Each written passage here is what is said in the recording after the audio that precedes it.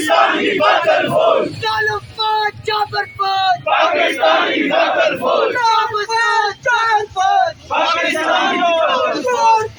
چار فوج پاکستانی باطل فوج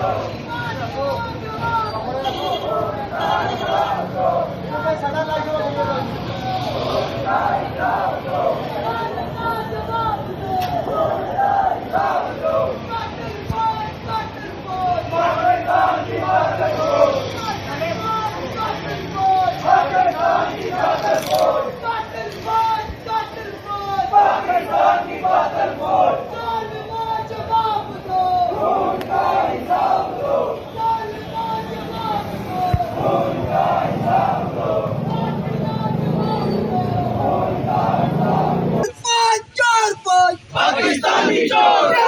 دہشت گردی ہے اس کے پیچھے وردی ہے ملا گردی ہے اس کے پیچھے وردی ہے جو گنڈا گردی ہے اس کے پیچھے وردی ہے جو ہر چہرے پر گردی ہے اس کے پیچھے وردی ہے جو افراد تفری ہے اس کے پیچھے وردی ہے چور فوج پاکستانی چور فوج چور فوج پاکستانی چور فوج چور فوج پاکستانی چور فوج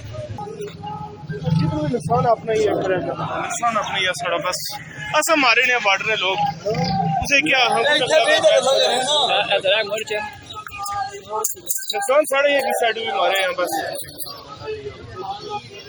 ہمارے پاس گئے ہیں بارڈر نے لوگ ہیں باقی کچھ نہ کیا ہے اس طرح